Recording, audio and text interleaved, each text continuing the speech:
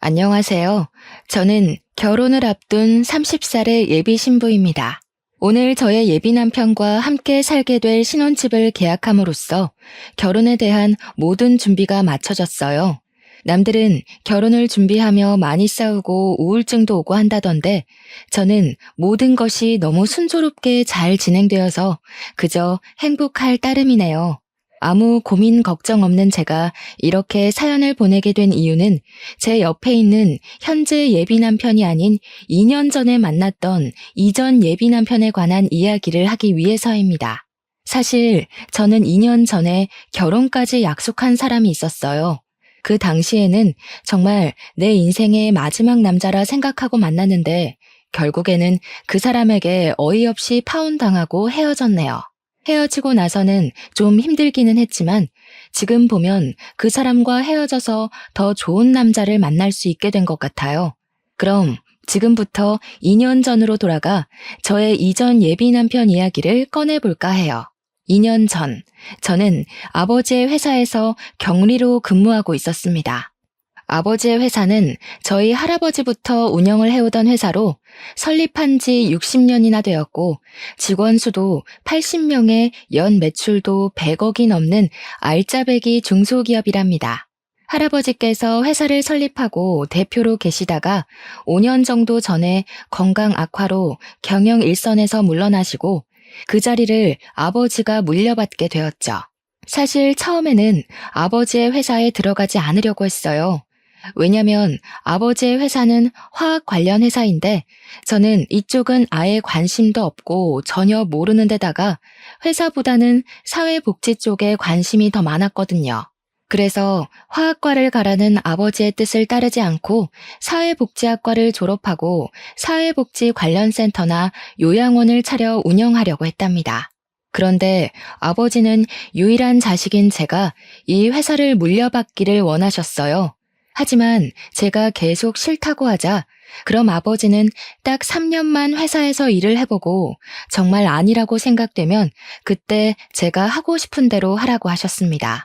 처음에는 말도 안 되는 소리라고 거절했지만 아버지는 사회복지센터나 요양원도 엄연한 기업인데 아무것도 모른 채 멋모르고 운영해서 실패하는 것보다는 아버지 옆에서 3년간 일하며 회사 운영하는 방법을 보고 배우는 것도 좋지 않겠냐고 하시더라고요. 곰곰이 생각해보니 아버지의 말씀이 틀린 말은 아니라서 그 뒤로 아버지의 뜻을 따라 회사에서 일하게 되었습니다. 그러나 회사 일은 역시 제 적성에 맞지 않았어요. 그래도 아버지께 말씀드린 것도 있으니 지루하고 일하기 싫어도 꾸역꾸역 참고 일을 했죠. 그러던 어느 날 회사에 제 이상형에 가깝고 목소리도 아주 멋진 분이 방문했습니다. 그분은 우리 회사 거래처 사장님의 둘째 아들인데 아버지 회사에서 일하게 되었다며 앞으로 잘 부탁드린다고 꾸벅 인사를 하더라고요. 저는 커피 한 잔을 건네주며 이야기를 잠시 나눴는데 나이는 저와 같은 28살에 이름은 홍민호였어요. 잠깐의 시간이었지만 둘 다 아버지의 회사에서 일하고 나이도 같다는 공감대가 있어서 그런지 대화가 잘 통한다고 느껴졌답니다. 그 뒤로 회사 업무를 핑계로 몇 번 통화도 하고 만나서 이야기도 나누면서 친분을 서서히 쌓아갔고 그렇게 몇 달이 지나 우리는 연인이 되었어요. 연애만 할 때는 그저 행복했습니다. 제가 평소에 꿈꿔왔던 이상형이었고 목소리가 너무 멋지고 무엇보다 항상 자신의 의견보다 제 의견을 우선시해 주었거든요. 저는 이 사람과 결혼하면 평생 행복하게 살 수 있을 것 같다는 확신이 들었고 연인 사이가 된 지 6개월 만에 정식으로 부모님께 인사를 드리자고 했습니다. 예비 남편도 저의 생각에 동의해서 먼저 이번 주말에는 우리 집에 먼저 인사를 드리고 다음 주말에 예비 남편의 집에 인사를 드리기로 했어요. 예비 남편이 우리 집에 오기로 한 날 아침이 밝았어요. 우리 엄마는 제가 집에 남자를 데리고 온다고 하자 아주 많이 반가워하시며 새벽부터 일어나 이것저것 음식을 장만하셨습니다. 평소에는 잘 주시지도 않던 생선에 갈비찜에 전복에 각종 나물까지 무슨 잔치상을 차려놓으셨더라고요. 엄마를 도와 상차림이 마쳐지고 얼마 지나지 않아 예비 남편한테 집 앞이니 대문을 열어달라는 전화가 왔어요. 문을 열어보니 예비 남편이 서 있었는데 저는 약간 실망했습니다. 저희 부모님은 친구의 집에 처음 방문할 때에는 작은 음료수나 과자라도 사들고 가는 것이 예의라고 알려주셨는데 예비 남편은 빈손으로 왔더라고요. 여기까지는 사람마다 생각의 차이이고 남의 집에 간다고 꼭 뭐를 사들고 가는 것이 법으로 정해진 것도 아니기에 그럴 수도 있다고 생각했어요. 그런데 결혼을 생각한 사람의 집에 첫인사를 오는데 회사에서 입는 작업복을 입고 온 것이 아니겠어요? 제가 회사에서 일하다가 온 거냐고 물으니 그것도 아니고 작업복이 제일 편해서 그냥 입고 왔다고 하더라고요. 사실 우리가 그동안 만날 때마다 예비 남편은 회사에서 일하다가 와서 작업복을 그대로 입고 만났어요.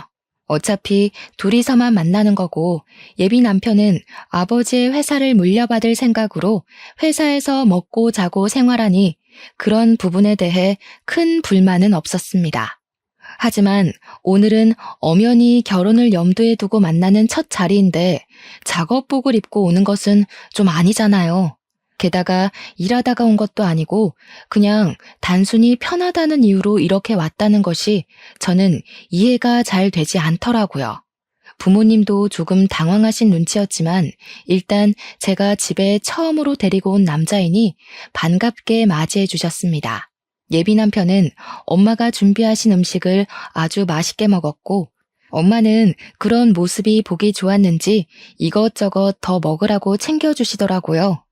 아버지는 거래처 사장님의 아들과 이렇게 연이 닿은 것이 신기하다며 이것도 인연이라면 인연이니 앞으로 우리 회사와 예비 남편의 회사가 서로에게 도움을 주는 좋은 관계로 남았으면 좋겠다고 하셨어요.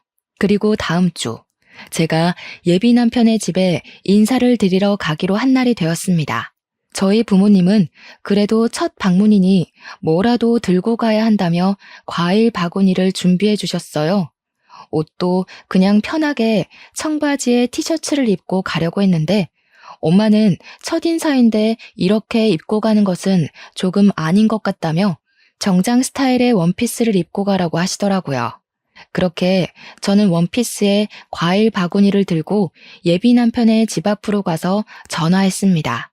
그런데 예비 남편이 전화를 받지 않더라고요. 2번, 3번 해도 전화를 받지 않길래 벨을 눌렀더니 예비 남편이 자다 일어난 얼굴로 잠옷을 입고 나왔어요. 오늘 분명히 인사를 드리러 간다고 어제 통화까지 했는데 지금 이 시각까지 잠을 자고 있느라 전화도 받지 못했다는 것이 좀 그렇더라고요. 어찌되었든 예비 남편을 따라 집 안으로 들어갔습니다. 저는 솔직히 지난주에 우리 엄마가 그렇게까지 차려주셨으니 거하게 한 상은 아니더라도 약간의 음식은 준비가 되어 있을 줄 알았어요. 그런데 예비 시부모님은 제가 와도 소파에 앉아서 TV를 보고 계시고 집안은 청소도 하지 않았는지 엉망진창이더라고요. 준비된 음식은 당연히 아무것도 없었고요. 김연이 맞지? 민우한테 이야기 들었어. 어머, 무슨 과일 바구니를 다 사왔어. 우리 집에 과일도 많은데.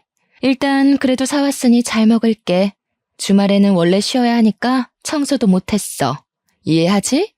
거래처 사장님 딸이라고 들었네. 이렇게 만나게 돼서 반가워요. 그럼 집 구경도 하고 잘 놀다가 가요. 나는 방에 가서 낮잠 좀 자야겠어. 저는 분명히 이 집에 결혼을 생각하고 첫인사를 온 것이었는데 부모님은 제가 그냥 친구로서 놀러 온 것으로 생각했는지 아무 준비를 하지 않으셨더라고요. 뭔가 좀 이상했지만 일단 예비 남편을 따라 집과 예비 남편의 방을 구경했어요. 저는 예비 남편의 방을 구경하다가 혹시 부모님이 오늘 인사하러 온다는 것을 모르셨냐고 물었습니다. 예비 남편은 알고 계셨는데 왜 그러냐고 하길래 저는 그래도 오늘 첫인사라서 집에서 밥이라도 같이 먹으며 이야기를 할 줄 알았다고 말했어요. 우리 집은 원래 주말에는 늦게 아침 먹어서 점심을 잘 안 먹어. 대신에 저녁을 빨리 먹지. 그리고 사실 지금 이 시각은 낮잠 시간이야. 뭐? 그러면 차라리 다른 시간으로 잡지. 왜 이 시간에 잡았어? 나는 그래도 오늘 부모님이랑 이야기도 좀 나누고 할 줄 알았는데. 에이, 그렇게 진지하게 할 얘기가 뭐가 있어? 그냥 집 구경이나 하고 간단히 인사하면 되지 뭐. 안 그래? 그냥 가볍게 만날 때는 정말 잘 맞는다고 생각한 예비 남편이었는데 진짜 제 남편이 된다면 잘 맞지 않을 것 같다는 생각이 조심스럽게 들었습니다. 일단 방에서 나와 다시 거실로 갔어요. 거실에는 여전히 예비 시어머니께서 TV를 보고 계시더라고요. 예비 남편은 예비 시어머니 옆에 앉고 저도 일어서 있기도 뭐하고 해서 예비 남편 옆에 앉았습니다. 예비 시어머니는 TV를 보다가 제가 가져온 과일 좀 먹어보자며 예비 남편에게 과일을 깎을 칼과 접시를 가져오라고 했어요. 예비 남편이 주방에서 칼과 접시를 챙겨오자 예비 시어머니가 저에게 칼과 접시를 넘기며 과일 좀 깎아보라고 하고 다시 TV를 보시는 게 아니겠어요? 솔직히 저는 아직 손님이고 오늘 처음 보는데 대뜸 과일을 깎으라고 시키시니 너무 당황스럽더라고요. 하지만 과일 깎는 것이 어려운 일이 아니니 그냥 과일 바구니 안에서 사과와 배를 가져와 깎았어요. 연희야, 껍질이 너무 두껍네. 껍질을 얇게 깎아야지. 너 회사 일하느라 살림은 하나도 해보지 않았구나? 티가 너무 난다. 결혼하기 전에 과일 깎는 법부터 배워와. 알겠니? 예비 시어머니는 제가 깎아둔 껍질을 들고 너무 두껍게 깎았다고 타박하며 과일을 드시기 시작했어요. 예비 남편은 예비 시어머니의 그런 말을 듣고도 아무 말도 하지 않고 과일을 혼자 집어먹더라고요.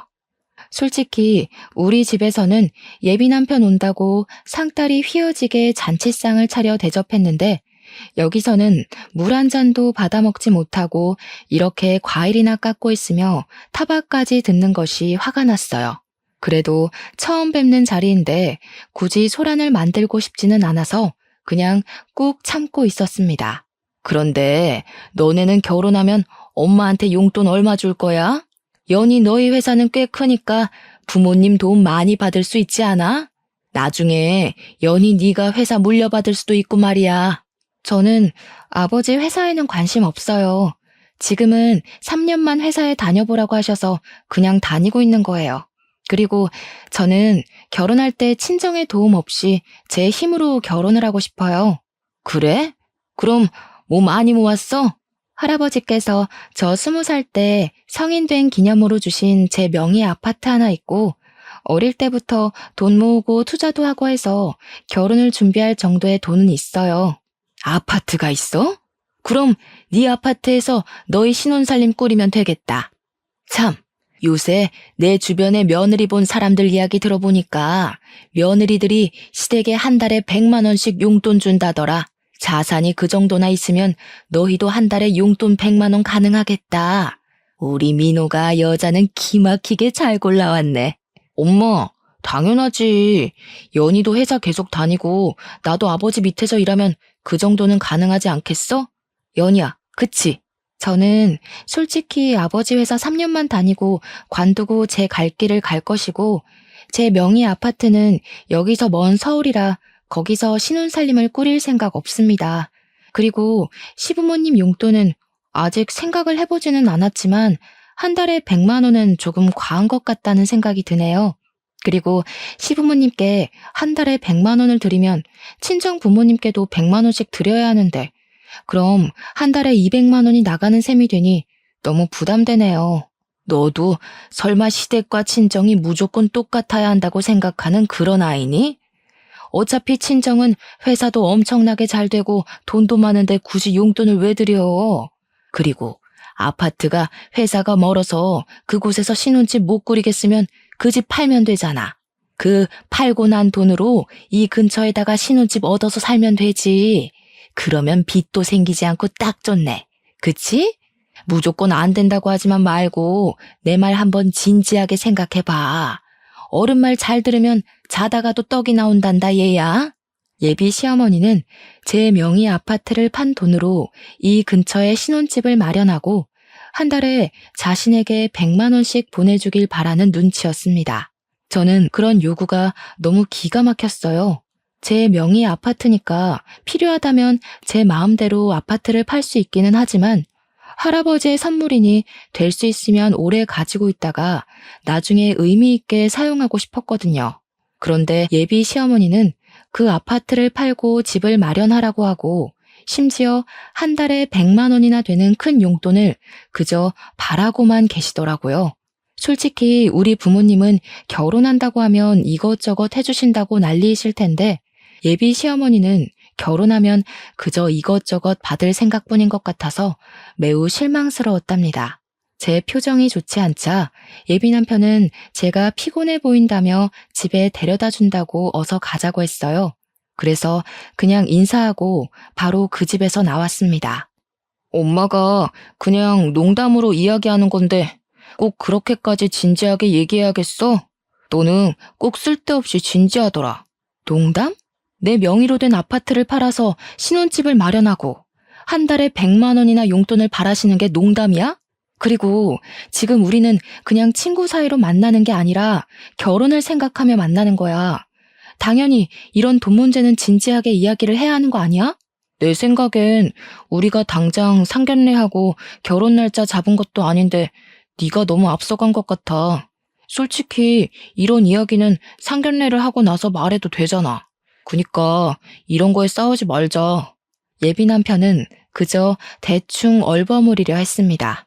그날은 저도 너무 기분이 상해서 예비 남편과 더는 이야기하지 않고 집 앞에서 바로 헤어졌답니다. 집에 도착하니 엄마가 처음으로 갔는데 어땠냐고 물어보셨어요. 저는 그날 있던 모든 일을 다 말씀드리려다가 엄마가 속상해 하실까봐 자세히는 말 안 하고 그냥 좋았다고만 했답니다. 그런데 제 표정이 영 아니었는지 자꾸 캐물으시더라고요. 어쩔 수 없이 모든 상황을 이야기하니 저번에 우리 집에 올 때도 빈손으로 오고 복장도 그래서 좀 실망했는데 역시나 그런 일이 있었냐며 결혼하는 것은 진지하게 고민해봐야겠다고 하셨어요. 솔직히 제 생각도 엄마의 생각과 다르지 않았습니다. 오늘 한 번 뵀지만 예비 시댁은 너무 기본적인 예의도 없고 아무것도 안 하고 그저 바라기만 하는 것이 보였거든요. 저녁을 먹을 때도 제가 계산하고 커피나 술을 마실 때도 다 제가 계산했습니다. 심지어 예비 남편 집을 방문하고 일주일 후가 제 생일날이었는데 생일 선물은커녕 케이크 한 조각도 없었더라고요. 제 생일날도 그냥 작업복 입고 와서 식당에서 밥을 먹고는 예비 남편이 산다길래 알겠다고 했는데 계산하려고 보니 지갑을 회사에서 가져오지 않았다는 거예요. 사람이 바쁘면 그럴 수도 있겠지 싶어 제가 식사 비용을 계산했어요. 그런데 어이없는 건 차에 가보니 지갑이 떡하니 있더라고요. 지갑을 본 예비 남편이 당황해하는데 일부러 놓고 간 것 같다는 생각이 들었답니다. 뭐 우리가 그리 비싼 밥을 먹은 것도 아니니 제가 얼마든지 계산을 할 수 있었고 제 생일이라고 꼭 선물을 받아야 한다는 것도 아니에요. 그런데 요리조리 피하면서 그냥 돈을 한 푼도 쓰지 않으려는 모습이 보이니까 너무 얄밉더라고요. 그렇게 한 달이라는 시간이 지났습니다. 한 달 동안 예비 남편은 저와 만나며 한 번도 계산하지 않았고 저 혼자 데이트 비용을 내니 너무 부담스러워서 만나는 횟수도 줄이고 있었답니다. 그러다가 예비 남편의 생일이 다가왔고 선물을 준비하려다가 예전에 예비 남편이 제게 했던 대로 그냥 밥만 먹으려고 했어요. 맘 같아서는 저도 똑같이 지갑을 두고 가고 싶었지만 그래도 그건 아닌 것 같아 그러지는 않기로 했네요.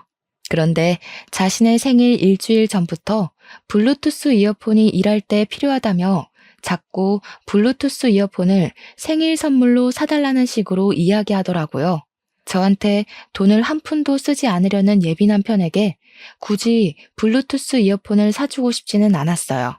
제가 예비 남편의 엄마도 아닌데 왜 블루투스 이어폰을 사다 줘야 하나요? 그래서 저는 그냥 계속 모른 척하고 예비 남편 생일날 아무 선물 없이 밥만 먹고 헤어졌네요. 그렇게 일주일 정도가 지나 금요일이 되었습니다. 회사에서 일하는데 아버지가 저를 대표실로 부르셔서 들어가 보니 눈물을 흘리시며 퇴근할 준비를 하고 계시더라고요.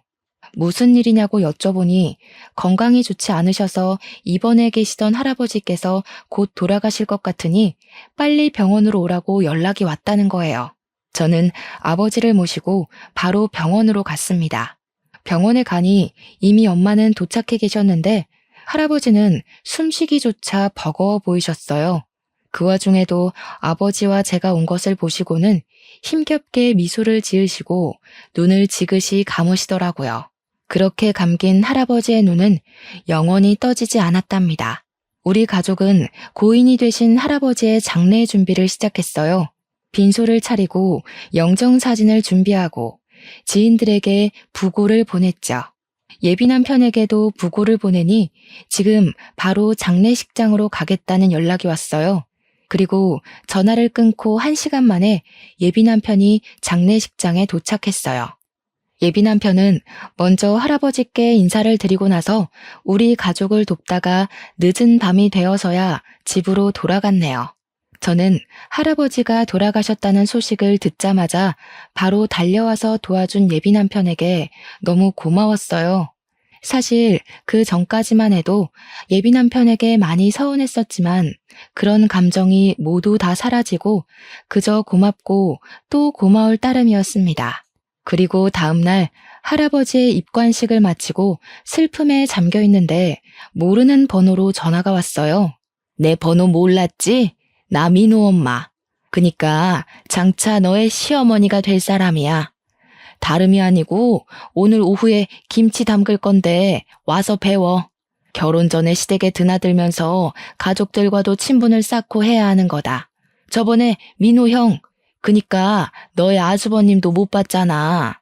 오늘 와서 인사도 좀 하고 저번에 과일 깎을 때 보니까 살림 솜씨도 영 없는 것 같은데 이참에 와서 살림도 배우고 해라. 민호한테 못 들으셨나 봐요. 저희 할아버지 돌아가셔서 지금 장례식 중이에요. 저 못 갑니다. 알아. 어제 민호한테 들었어. 그런데 부모 장례식도 아니고 조부모 장례식인데다가 너는 손녀인데 굳이 꼭 사흘 내내 있어야 하니? 그냥 내일 발인 때나 가면 되지. 일손이 부족하기도 하고 지금 할 일이 태산이니까 어서 와라. 알겠니? 정말 너무하시네요. 제가 진짜 그 집 며느리도 아니고 설사 며느리라 해도 할아버지가 돌아가시면 시댁에 무슨 일이 있어도 당연히 장례식장에 가야 하는 거 아닌가요?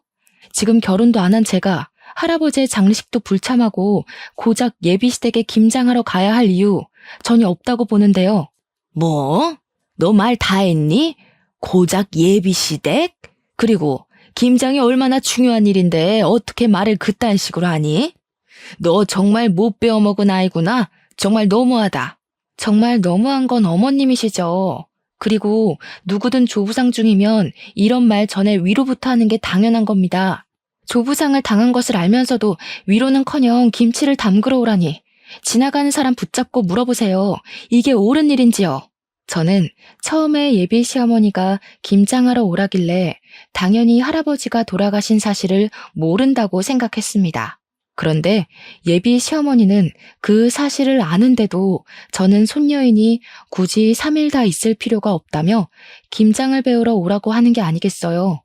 제가 참지 않고 말대꾸를 하자 예비 시어머니는 황당해하면서 더 뭐라고 하려고 했지만 입관식을 할 때 하도 울어서 목소리도 잘 나오지 않고 더는 그런 쓸데없는 말을 들을 필요가 없다고 생각되어 그냥 끊어버렸습니다. 잠시 뒤에 예비 남편한테 문자가 오더라고요. 엄마가 김장할 때는 할 일이 많아서 예민해져 있다며 방금 엄마가 전화로 이야기한 것은 자신이 대신 사과한다고 미안하다고요. 저는 뭐라고 더 따지려다가 장례식 중이라 싸울 기운도 없고 장례식 둘째 날이 토요일이라 손님이 많이 계셔서 그냥 알겠다고 답장하고 말았네요. 그리고 셋째 날 새벽부터 예비 남편이 왔더라고요. 할아버지의 발이 나는 것을 지켜보고 우리 가족이 울고 있으니 손수건을 가져다 주기도 하고 다들 밥을 먹지 못하고 있으니 율무차를 뽑아오는 등 알뜰살뜰히 우리 가족을 챙겨주었습니다. 전날 김장하느라 예비 남편도 힘들었을 텐데 새벽부터 와서 함께 해주니 너무 고마웠어요. 예비 남편이 잠깐 자리를 비웠을 때 엄마는 처음에 사람이 영 아닌 것 같았는데 다시 보니 오해한 것 같다고 하셨어요. 저 역시 할아버지의 장례식을 통해 예비 남편이 다시 보였답니다. 모든 장례를 마치고 아버지도 너무 고맙다며 조만간에 크게 밥 한 번 사겠다고 약속하셨어요. 그 후로 부모님은 예비 남편에게 밥을 사줘야 하니 약속을 잡으라고 했지만 예비 남편의 회사 일이 갑자기 바빠지는 바람에 그 뒤로 밥은커녕 데이트도 제대로 못했네요. 시간이 흘러 설날이 다가왔어요. 우리 가족은 명절이 되면 평소에 바빠서 가지 못했던 여행을 가요. 연휴가 길면 해외로 가기도 하는데 이번에는 연휴가 짧아서 제주도로 여행을 가기로 계획하고 이 사실을 예비 남편에게도 이야기했습니다. 제주도? 그럼 설날에 우리 집 못 와? 당연히 못 가지. 그리고 우리가 아직 결혼도 안 했고 날짜를 확실히 잡은 것도 아닌데 아직 연휴라고 가는 건 좀 그렇지. 안 그래? 우리 집은 당연히 네가 명절 때 와서 음식도 장만하고 차례상도 같이 준비한다고 생각했는데 어차피 매년 갔던 여행인데 이번 여행은 너만 빠지고 우리 집에 와서 자고 가면 안 되나? 이미 비행기 표까지 다 예약했는데 어떻게 그래? 그리고 내가 명절 때 너네 집 가면 너는 우리 집에 올 거야? 너네 집은 제주도 간다며. 그니까 가봤자 의미가 없지. 될 수 있으면 빠져봐. 이번에 우리 엄마 허리 디스크 와서 음식도 못 하신단 말이야. 너라도 와서 좀 도와드려. 그래야 너도 점수도 따고 하지. 안 돼, 못 빠져. 그리고 어머니가 허리 디스크가 오셔서 음식을 못 하시면 아들인 너랑 형이 도와야지 왜 나한테 와서 도우라고 해? 난 좀 이해가 되지 않네. 우리 어차피 결혼할 사이 아니야? 그럼 집안일 있으면 서로 돕고 하는 거지. 그래서 저번에 너네 할아버지 장례식 때도 내가 가서 도왔잖아. 그럼 너도 당연히 한 번은 도와야 하는 거 아니야? 그래. 네가 할아버지 장례식 때 와서 옆에서 챙겨준 거는 너무 고맙게 생각하고 있어. 그 부분은 네가 시간적 여유가 있을 때 크게 밥 한 번 살게. 그런데 아무리 그래도 아직 결혼식 날짜도 잡지 않았고 상견례도 하지 않았는데 명절이라고 가서 음식 장만하는 건 아직은 아닌 것 같아. 예전에 너 말 맞다 나 상견례하고 결혼 날짜 잡은 것도 아닌데 네가 너무 앞서간 것 같아. 거참 말 섭섭하게 하네. 그럼 나랑 뭐 결혼 안 하겠다는 거야? 그게 아니고 아직 결혼한 것도 아니고 상견례도 안 한 이 마당에 벌써 너네 집에 가서 며느리 노릇을 하는 건 아닌 것 같다고. 어차피 결혼하면 앞으로는 친정에서 이렇게 시간 보내지도 못할 텐데 결혼 전엔 우리 가족끼리 시간을 보내는 편이 더 좋을 것 같아. 일단 너의 뜻이 뭔지 알았어. 그럼 엄마한테는 그냥 여행을 간다는 말 안 하고 친척 집에 간다고 할게. 왜 굳이 그렇게 거짓말해? 그냥 여행을 간다고 해. 내가 뭐 친구들이랑 가겠다는 것도 아니고 매년 해왔던 것처럼 가족끼리 여행 가겠다는데 꼭 그게 그렇게 잘못된 거야? 매년 해왔다 해도 그렇지. 예비 며느리가 시댁에 와서 일은 하지 않고 여행을 간다는데 그걸 반길 시부모가 어딨겠어? 글쎄, 나는 굳이 거짓말을 왜 해야 하는지 잘 모르겠네. 난 솔직히 이런 거로 우리가 다투는 것도 이해가 안 가. 그리고 예비 며느리? 우리가 뭐 결혼식 날짜라도 잡았니? 상견례라도 했어? 저와 예비 남편은 서로의 생각을 전혀 이해하지 못했어요. 그렇게 시간이 흘러 설 연휴가 시작되어 우리는 계획대로 제주도로 떠났습니다. 제주도 숙소에 도착해서 짐을 풀고 있는데 예비 시어머니한테 전화가 왔어요. 나다. 너 가족끼리 제주도 갔다며? 결혼을 생각하면 당연히 시댁에 와서 살림도 배우고 같이 음식 장만도 하고 어른들께 인사도 해야 하는 거 아니냐? 저번에 김장 때는 할아버지 돌아가셨다고 못 온다더니 이번에는 명절인데도 여행을 간다고 못 와? 이게 말이나 되는 소리니? 이번에는 너도 있으니 음식도 많이 하려고 재료도 많이 준비했는데 이 모든 것을 나 혼자 해야 한다니 정말 막막하구나. 제가 민호한테도 이야기했는데 저는 사실 상견례도 하지 않은 제가 굳이 명절이라고 시댁에 가서 음식을 해야 한다는 게 도무지 이해가 되지 않네요. 그리고 음식 장만할 사람이 필요하면 그 집에 아버지도 계시고 아들도 2명이나 있는데 넷이서 오손도손하게 앉아서 하면 되지. 꼭 제가 필요한가요? 무슨 제가 조리사도 아니고 말이에요. 이게 말이면 다인 줄 아나? 너네 부모가 그따위로 가르쳤니? 예비 시어머니가 버럭 소리를 지르는데 그 소리가 얼마나 큰지 옆에 있던 엄마가 다 듣고 모든 상황을 알게 되었답니다. 엄마는 예비 시어머니의 이런 황당한 요구에 화가 단단히 나셔서 저의 핸드폰을 뺏고 스피커로 어머니와 통화를 하셨어요. 저 연희 엄마 되는 사람입니다. 연희 아직 결혼도 하지 않았는데 김장이 웬 말이며 명절이라고 오라는 건 무슨 경우예요? 막말로 대개 아드님이 결혼 전부터 우리 집에 불려오면 좋겠습니까? 예비 며느리도 엄연히 며느리입니다. 앞으로 우리 집에 사람이 될 텐데 와서 살림도 배우고 가풍도 배우고 해야지요. 그리고 사위랑 며느리는 달라요. 며느리는 시댁에 뼈를 묻어야 하는 사람이에요. 사위는 백년손님, 며느리는 출가외인도 모르세요? 무슨 조선시대에서 오셨어요? 지금 시대가 어느 시대인데 아직도 출가외인 타령이세요. 우리 집 귀한 딸 연희 그런 집으로 시집 못 보냅니다. 그쪽이 대개 아드님 귀하게 키운 것처럼 저도 우리 연희 쥐면 부서질까 불면 날아갈까 애지중지 키웠습니다. 전 죽었다 깨어나도 그 집으로 시집 못 보내니 그런 줄 아세요. 이보세요. 뭐 말이면 단 줄 아세요? 그리고 그렇게 나오면 제가 몰라봬서 죄송하다고 할 줄 알아요? 저도 그 집이랑 결혼 못해도 아쉬울 거 하나 없어요. 시댁에 대한 기본 도리도 모르는 아이를 며느리로 들일 마음 추호도 없습니다. 시댁에 대한 기본 도리요?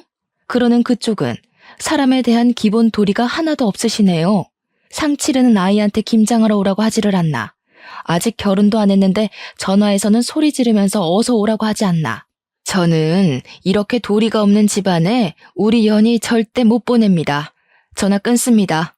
엄마는 많이 화가 나셔서 민호랑 절대 결혼시키지 않을 테니 그만 만나라고 하셨습니다. 저 역시 저번 김장 때와 이번의 사건을 통해 결혼하면 고생길이 환히 열리는 것이 눈에 보여 결혼할 마음은 진작에 접었고 여행을 마치고 나서 예비 남편을 만나 살아온 가정 환경이 너무 맞지 않아 결혼을 못하겠다고 말해야겠다 생각했죠. 그래도 일단 시간을 내서 제주도에 왔으니 맛있는 음식도 먹고 재미있는 시간을 보냈습니다. 비록 바람이 불고 추워서 밖에서 놀지는 못했지만 가족끼리 숙소에서 알차게 시간을 보내고 다시 집으로 왔네요. 여행을 마치고 집으로 돌아와서 예비 남편에게 전화했는데 받지 않더라고요. 문자와 카톡을 남겨도 읽지도 않고 답장도 없었어요. 그 다음 날도 그 다음 날도 예비 남편은 연락이 되지 않았습니다. 집으로 찾아갈까 했지만 뭐 지금 서로 애틋해서 하루라도 못 보면 죽겠는 사이도 아니고 헤어지자고 말하려는 판에 굳이 집 앞까지 찾아가고 싶지는 않더라고요. 그냥 언젠간 연락이 오겠지 싶었고 또 무엇보다 우리 회사에 업무차 2주일에 한 번씩은 오니까 언젠간 회사에서 볼 거로 생각했답니다. 그렇게 연락이 되지 않은 지 4일 정도가 지났어요. 예비 남편의 회사에서 사람이 왔다길래 보니까 예비 남편이 아닌 다른 사람이 와 있더라고요. 혹시 누구시냐고 했더니 예비 남편 회사 사장님의 첫째 아들, 즉 예비 남편의 형이었어요. 인사를 하고 제자리에 와서 일하려는데 회사에서 오랫동안 근무를 한 과장님이 예비 남편의 형이 예전에 파혼하고 정말 오랜만에 왔다는 거예요. 무슨 말이냐고 했더니 4년 정도 전에 결혼한다며 엄청나게 좋아하면서 청첩장까지 돌렸는데 결혼하지 못했대요. 그러면서 외모도 나쁘지 않고 성격도 좋으신 분 같은데 왜 파혼을 했는지 모르겠다고 하더라고요. 저는 그 이야기를 들으니 왜 파혼한지 알 것만 같았어요. 시어머니라는 사람이 아직 상견례도 안 하고 결혼 날짜도 잡지 않은 제게 앞으로 며느리가 될 사람이라며 얼토당토 아니한 것들을 과하게 요구하는데 결혼 날짜까지 잡았었다면 황당하고 어이없는 것들을 얼마나 요구했겠어요. 보나마나 불보듯 뻔하죠. 형님이 성격이 좋아도 시어머니 자리가 그 모양인데 어떻게 결혼까지 할 수 있었겠습니까? 저는 형님과 결혼하려고 했던 그 여자분의 마음이 100번, 1000번 이해가 가더라고요. 그렇게 한 달 정도가 지났지만 여전히 예비 남편은 연락도 문자도 없었어요. 물론 우리 회사에도 오지 않았고요. 연락이 없는 지 2달 정도 되었을 때 집에서 쉬고 있는데 아버지가 아직도 민호와 만나고 있냐고 물어보셨습니다. 그래서 솔직히 제주도에 다녀온 이후로 연락이 두절돼서 만나고 있지는 않은데 따로 집에 가서 기다리기도 싫고 해서 그냥 연락 없이 지내고 있다고 했어요.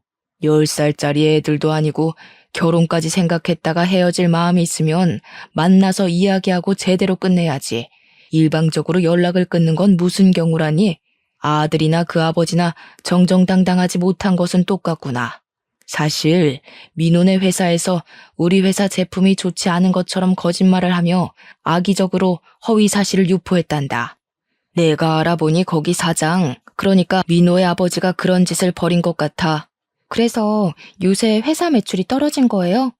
보니까 거래처에서 연락도 많이 안 오고 거래량도 많이 줄었더라고요. 그래.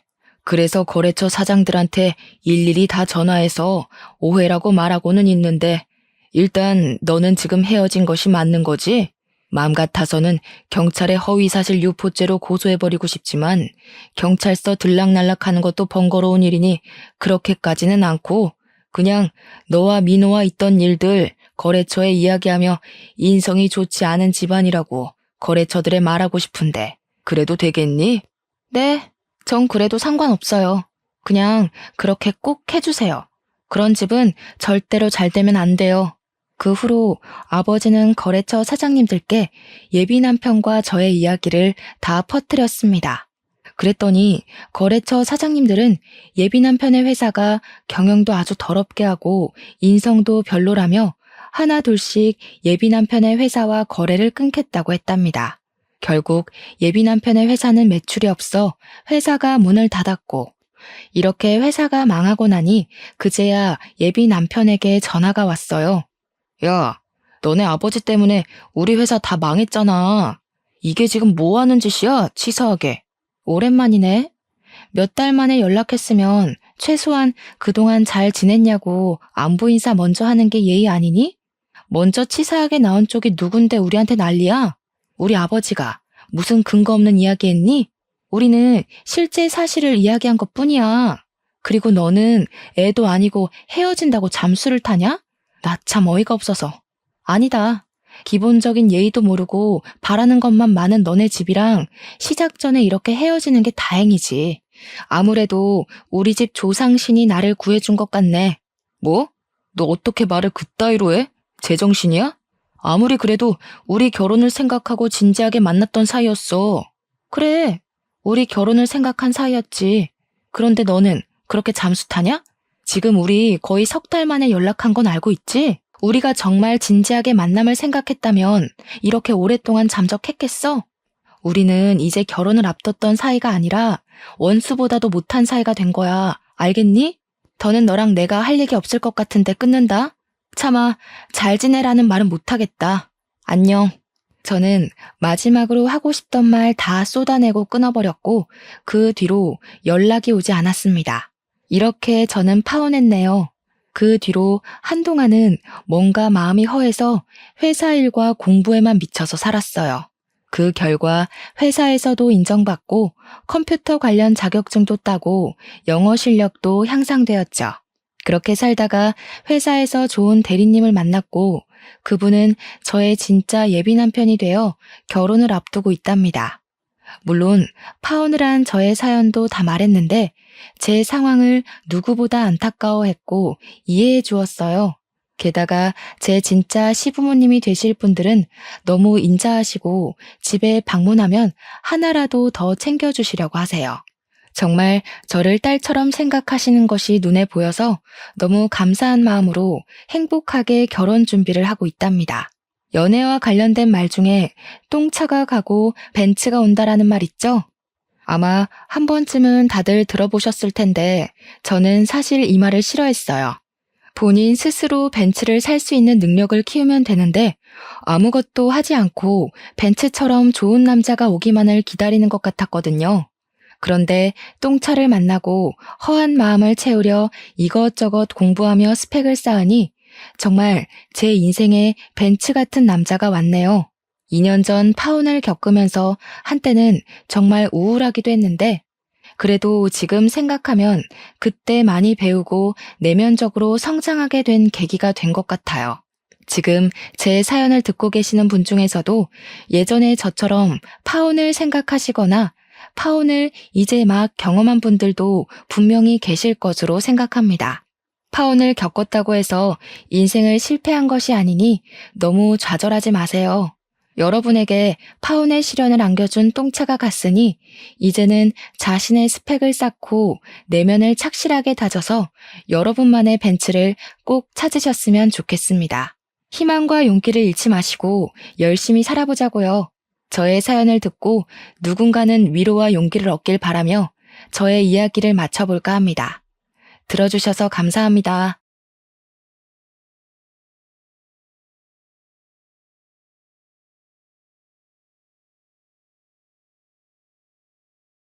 안녕하세요. 저는 참 멋없게 파혼을 하고 다시 싱글의 삶을 누리고 있는 40살 여성입니다. 말 그대로 전 사랑하는 예비 신랑과 상당히 쪽팔린 상황에 처해 기가 막히게 파혼을 했습니다. 그때 일을 다시 회상하기만 해도 얼굴이 시뻘개진 상황이었죠.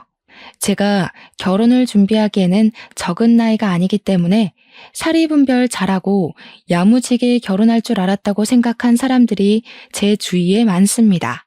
그런데 결혼을 막상 준비해보고 나니까 결혼은 나이가 중요한 게 아니란 걸 깨달았어요. 나이를 먹어도 어떤 난관이든 실수하는 사람이 수두룩하고요. 나이 어려도 똑똑한 사람 무지 많습니다. 인생은 어찌 보면 경험치 차이에 따라 선후배로 나눠져야 되는 게 아닌가 싶네요. 저는 잘 나가는 커리어 우먼입니다. 업무에 대해선 저 스스로 능력 있는 여자라 자부할 수 있지만 결혼 관념만큼은 사회 초년생이나 다름없는 사람이더라고요. 말을 나름 거창하게 표현해 저 스스로를 포장해봤지만 실상은 그냥 무지해서 바보같이 뒤통수 당한 사람이에요. 아직도 그날을 생각하면 서름보단 창피함이 몰려옵니다. 저의 잘못이란 걸 저 또한 무척 잘 알고 있으니 나이 먹고 왜 저러나 하는 시선보다는 저럴 수도 있겠구나 생각하며 들어주셨으면 합니다. 제게는 진실한 사랑이라고 느낄만 했던 시기가 좀 늦게 찾아왔습니다. 살면서 연애를 안 해본 건 아니지만 그동안 결혼하고 싶을 만큼 이렇다 할 남자가 없어서 짧게 만나고 헤어지길 반복했어요.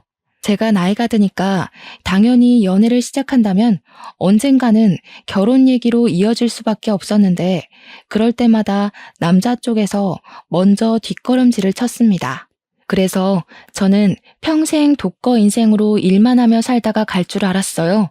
근데 사람에게는 다 때가 있고 기막힌 운명이 있다더니 한날 난생 처음 결혼하고 싶다는 마음을 느껴보도록 해준 상대가 나타났습니다. 당연히 예비 신랑의 존재였고 저는 그 만남을 특별하게 생각했어요. 저는 음악 쪽으로 직업을 가지고 있는 사람입니다. 제가 운영하는 학원에 예비 신랑이 수강생으로 들어왔었어요.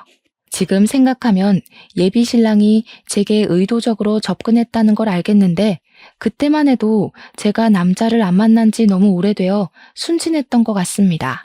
예비 신랑은 저보다 5살이 어린 친구였어요. 당연히 초반에는 예비 신랑을 남자로 생각하지 않았습니다. 5살 차이면 제 인식에선 저의 또래가 아니라 한참 어린 친구였거든요. 그런 친구에게 호감을 느낄 건더기도 없었지만 제게 호감을 표시해 줄 거라고도 생각을 못했어요. 그래서 예비 신랑이 처음으로 제게 호감 표시를 했을 때 바로 선을 그었습니다. 하지만 예비 신랑 고집도 보통이 아니더라고요. 제게 근 1년이나 일관된 마음을 보여주는데 기간이 길어지니까 그게 단순한 호기심이 아닌 진심이라고 제가 착각을 해버렸지 뭡니까? 지금 생각해보니 참 우스운 착각이었네요. 그렇게 제가 마음을 열자 그 이후 예비 신랑의 표현은 좀 더 적극적으로 이어졌습니다. 부담스럽지 않은 선에서 예비 신랑이 제 사적인 영역을 조금씩 침범해왔고 나중에는 제가 예비 신랑이 곁에 있는 걸 당연하게 생각될 정도로 함께 하는 날이 늘어갔어요. 자연스레 연락을 주고받는 건 물론이고 돈 없는 학생이었던 예비 신랑은 제 학원에 자처해서 아르바이트를 하기도 했습니다. 아침부터 귀가 전까지 둘이서 같이 시간을 보내다 보니까 예비 신랑의 존재가 제 편견 속 어리기만 한 모습과는 다른 장점들도 많이 보이더라고요. 나이에 비해 꽤 현실적이었고 실속 있다는 것 외에도 애늙은이처럼 말하는 본색 또한 상당히 어른스럽고 중후했습니다. 예비 신랑과 같이 있으면 오히려 제가 예비 신랑보다 떨어지는 기량을 가진 것 같기도 했어요. 한참 즐기고 놀만한 나이인데도 늘 자기 일에 열심인 예비 신랑에게 배울 점이 많아서 더 좋았습니다. 제 감정이 예비 신랑과 마음이 같아지고부터는 저희 관계가 속전속결로 이루어졌어요. 귀엽게도 제 마음이 뭐라고 예비 신랑은 그걸 굉장히 고마워하더라고요. 저희는 연애를 하면서 더 사이가 깊어졌습니다. 저보다 예비 신랑이 가진 마음의 속도가 더 빨랐는데 예비 신랑은 이미 저랑 결혼까지 할 생각으로 만나고 있었다더군요. 나는 자기처럼 청순한 여자랑 결혼하는 게 소원이었어. 마음이 청순한 사람은 요즘 세상에 생각보다 찾기 어렵거든. 그런데 내가 볼 땐 자기가 딱 그래. 그래서 결혼을 한다면 자기랑 할 거야, 나는. 마음씨 깨끗한 여자를 원했다면서 제게 은근슬쩍 결혼 얘기를 한 번씩 꺼냈었어요. 그때마다 장난기 어린 분위기와는 다르게 표정이나 눈빛이 진중하여 저도 모르는 사이 예비 신랑에게 빠져들었죠. 예비 신랑은 30대 초중반인데도 모은 돈이 상당했습니다. 이미 자기 명의의 집도 있고 차도 있는 능력남이라 우리가 당장 결혼을 하더라도 형편에는 문제는 없는 여건이었어요. 저 또한 나이도 나이지만 열심히 살았기 때문에 재력이 평타 이상은 되는 수준이었거든요. 제가 연애보단 일에 미쳐 살며 저를 위한 투자를 많이 했던 사람이라 저도 돈 없어서 허덕여 본 지는 오래되었습니다. 이렇듯 저랑 예비 신랑은 마음만 맞는다면 언제든지 결혼을 준비해도 문제될 게 없는 사이였어요. 하지만 저는 당시 저희가 연애를 한 지는 고작 3, 4개월밖에 안 되었던 터라 아직 결혼을 고민하기엔 만남이 짧았다고 생각을 했습니다. 나는 결혼을 좀 더 진지하게 만나보고 알아본 후에 진행하고 싶어. 자기가 결혼할 준비가 다 됐다는 건 나로서도 믿음직한 부분이긴 해. 근데 우리 아직 만난 지 1년도 안 됐잖아. 나는 시간에 쫓겨서 급하게 결혼하고 싶진 않아. 고맙게도 예비 신랑은 제 의견을 존중해주며 더 이상의 진도는 서두르지 않았어요. 덕분에 마음 편히 한 2년 가까이 사귀다가 드디어 결혼을 약속하게 되었는데 그때는 제가 40살이 되었기 때문에 더는 고민할 수가 없어서 결단을 내리게 되었습니다. 결혼을 평생 안 할 거면 예비 신랑과 가벼운 만남만 가지다 헤어졌겠지만 저도 함께하고 싶은 사람이 생기면 결혼을 해야겠다고 생각은 하고 있었거든요. 그래서 저는 그 당시 결혼하고 싶은 사람이 생겼고 30대까지 내 삶을 즐겼다면 앞으로의 인생은 동반자와 함께 걸었으면 좋겠다 싶어서 예비 신랑의 청혼을 받았던 것입니다. 저는 결혼 준비를 하면서 웨딩드레스를 맞추고 식장을 맞추고 신혼집 알아보고 하는 게 전부 즐거웠어요. 사랑하는 사람과 함께할 새로운 미래가 너무 기대되어서 기분이 한껏 부푼 상태였죠. 하지만 여기까지가 제게 가장 설레고 좋았던 순간이었고 그 뒤로는 불길함의 징조가 하나둘씩 나타나기 시작했습니다. 제게 이상한 일이 일어나기 시작한 건 바로 양가 어른께 인사를 드리면서부터였는데요. 저희 집에 인사 간 것까지는 별다른 문제가 없었거든요. 그런데 예비 시댁에 갔을 땐 좀 이해할 수 없는 일들을 겪었습니다. 예비 시댁에 들어갔더니 예비 시모가 특히나 저를 엄청 반겨주었는데요. 예비 신랑이 화장실 간 사이 집 구경시켜주겠다며 저를 데리고 막 돌아다니다가 예비 시부모 방까지 들어가게 됐거든요. 그런데 예비 시부가 쓰는 책상에 웬 모르는 젊은 여자 사진이 하나 있더라고요. 그 옛날 책상들 보면 유리로 덮인 책상 있잖아요. 그 안에 젊은 여자 사진이 끼워져 있었어요. 예비 시모의 젊은 모습이라고 하기엔 사진 자체가 너무 현대식이라서 예비 시모는 아닌 듯 했고, 예비 신랑한테 여동생이나 누나가 있냐고 하니 그건 또 아니었거든요. 웬만하면 모른 체 할 수도 있었지만 책상에 끼워 놓을 정도면 어느 정도 소중한 사람이라는 거 아닙니까?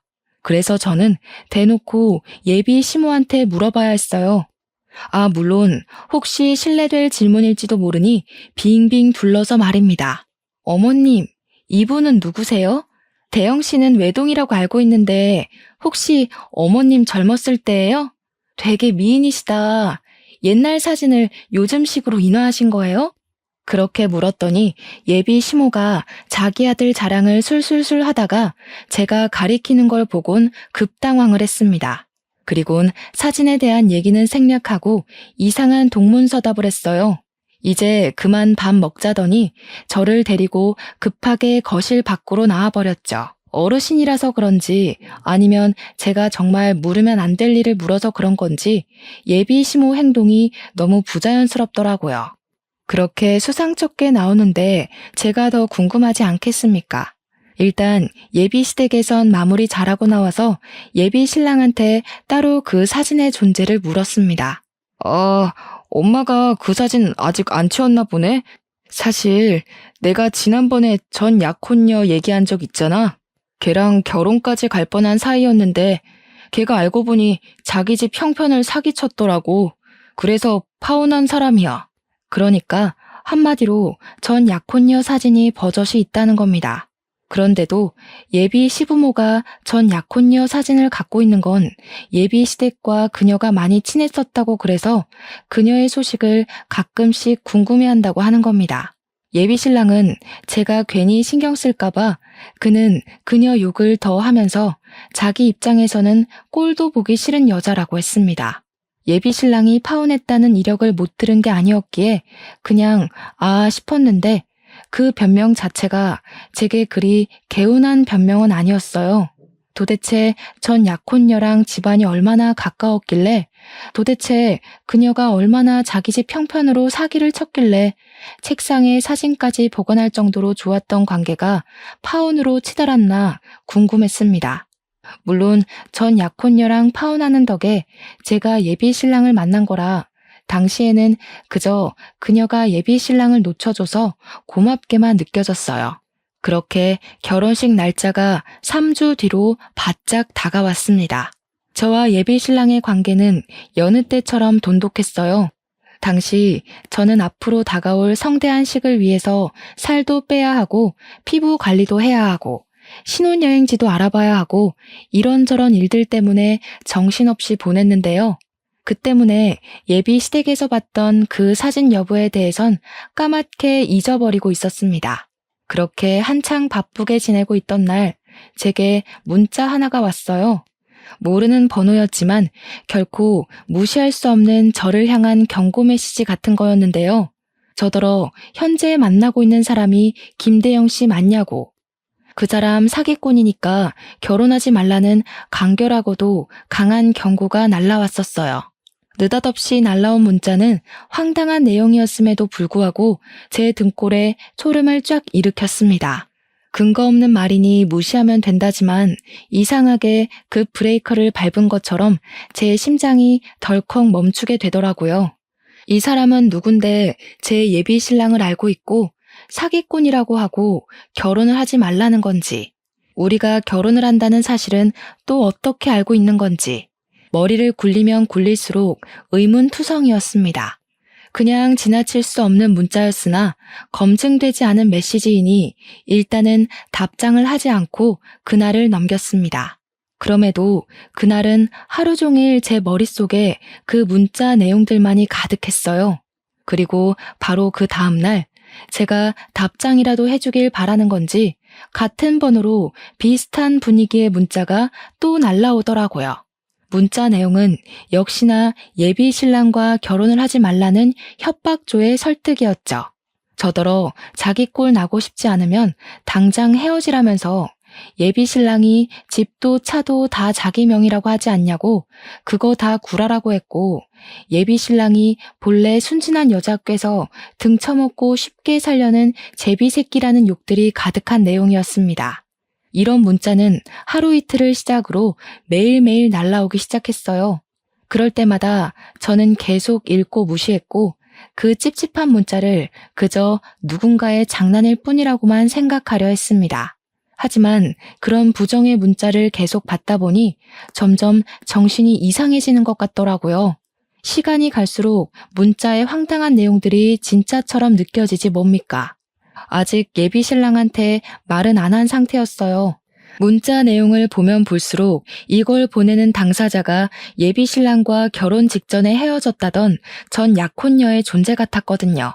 왠지 제가 먼저 상황의 진위를 알아내고 싶었습니다. 혹시라도 이 문자들이 사실이라면요? 썩은 동아줄이 아니라면요? 당연히 제게 더 소중한 사람의 말을 믿어야겠지만 아마 다들 이런 의문의 메시지를 받는다면 대부분 흔들릴 거라고 생각합니다. 무슨 첩보 영화도 아니고 제가 왜 이런 수상쩍은 메시지를 받으면서 파혼을 협박당하고 있는 건지, 당시에는 이것만으로도 충분히 현실적이지 못하다는 생각도 했었어요. 믿어야 되나 말아야 되나 그걸로만 고민한 지 한 2주 정도 되었을 때 저는 더 이상 혼자서 이 사실을 감당 못할 거라고 보고 예비 신랑에게 그간 받았던 문자 내용을 밝히기로 마음을 먹었습니다. 그래도 결혼식을 일주일 앞둔 예비 신부 입장에서 당연히 예비 신랑 쪽을 믿어야겠다는 일말의 신의로 물어본 거였죠. 대체 이 여자는 누군데 자기더러 사기꾼이래? 대꾸 안 하려고 했는데 솔직히 내가 결혼할 남자로 자꾸 이런 소리 들으면 나 좀 불안하거든. 제가 받은 문자를 보자마자 예비 신랑은 사색이 되더니 깜짝 놀라더군요. 그러고는 왜 진작 얘기 안 했냐고 갑자기 성질을 내더라고요. 그러다가 또 혼자 진정해서는 저를 안아주었습니다. 내가 예전에 전 약혼녀 얘기했었지. 걔가 나한테 집안 사기쳐서 파혼했다고 했잖아. 나한테 보복하려고 너 신상캐서 이 짓 하는 것 같은데 당장 차단해. 상대해줄 가치도 없는 여자야. 보복을 무슨 이런 식으로 하는데? 내 번호는 또 어떻게 알아서 이러는 거래? 이거 엄연히 범죄야. 자기도 이 여자가 이러는 거 몰랐을 정도면 이거 경찰에 신고해야 돼. 하는 짓이 정말 스토킹이잖아. 원래 뭐 없는 애들이 더 그리 추잡하게 나오는 거야. 그런 애들은 신고해도 답이 없어. 내가 진짜 알아서 할게. 돈 몇 푼 쥐어주면 더는 안 이럴 거야. 돈 몇 푼을 쥐어주는 것도 제 입장에서는 이해가 되지 않아서 예비 신랑을 말렸습니다. 그냥 신고하면 경찰이 생각보다 깔끔하게 처리해준다고 말했더니 예비 신랑이 절대적으로 자신이 알아서 하겠다는 의사를 보이더라고요. 그렇게 혼자서 갈팡질팡한 태도를 보이던 예비 신랑은 제 휴대폰을 가져가더니 전 약혼녀 번호를 차단했습니다. 이미 그런 행동만으로도 예비 신랑의 존재가 제게는 부자연스럽게 비쳤어요. 하지만 문제는 제게만 오는 문자가 아니었다는 겁니다. 문자는 그저 약과에 불과했는데요. 한날 엄마한테서 전화가 오더라고요. 받았더니 뭐라는 줄 아시나요? 아직도 이 부분은 기가 찹니다. 선주야, 나한테 이상한 문자가 하나 왔다. 어떤 사람이 네 신랑더러 뭣도 가진 것 없는 빈털털이니까 집안 망하기 싫으면 딸 결혼 말리라면서 이상한 소리를 하네. 이게 다 무슨 말이니? 이 문자 받고 네 아빠랑 얼마나 놀랐다고. 이때부터 저는 이게 예산일이 아니라는 걸 본능적으로 느꼈어요. 그 여자가 도대체 우리 엄마 연락처는 또 어떻게 알아낸 건지 이젠 어처구니가 없더라고요. 저는 일단 엄마를 안심시킨 후에 그 여자를 수신 차단하라고 시켰습니다. 그리곤 예비 신랑한테 제 엄마 사정까지 얘기를 했어요. 우리 엄마 전화번호까지 알아냈어. 이래도 내가 이걸 그냥 넘겨야 하는 일이야? 결혼식까지 얼마 안 남았는데 이 여자 하는 짓이 점점 더 심해지고 있잖아. 이러다 이 여자가 우리 결혼식까지 찾아와서 깽판 치겠어. 미안해. 나도 얘가 이렇게 정신 나간 애인 줄 몰랐어. 어떻게든 내가 알아서 처리할게. 우리 결혼은 아무 문제 없을 거야. 지난번에도 알아서 하겠다고 신경 쓰지 말랬잖아.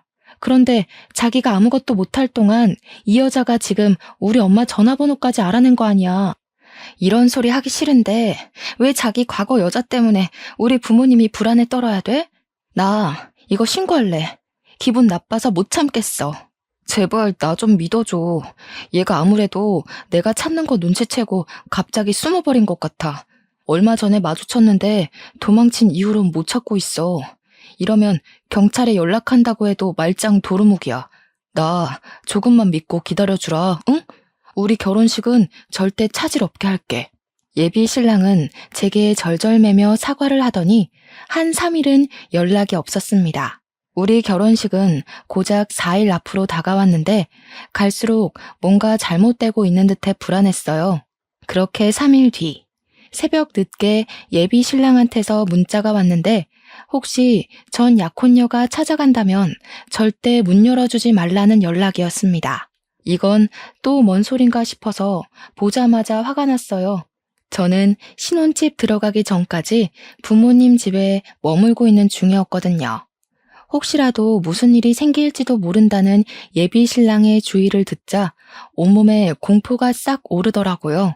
그날 예비 신랑과 통화를 하면서 어떻게 된 사정인지 물었는데도 예비 신랑은 전 약혼녀를 만나지 못해 찾기만 하다가 포기를 한 상태라고 했습니다. 그래서 혹시 우리 집을 찾아가기라도 할까봐 미리 주의를 주는 거라 했어요.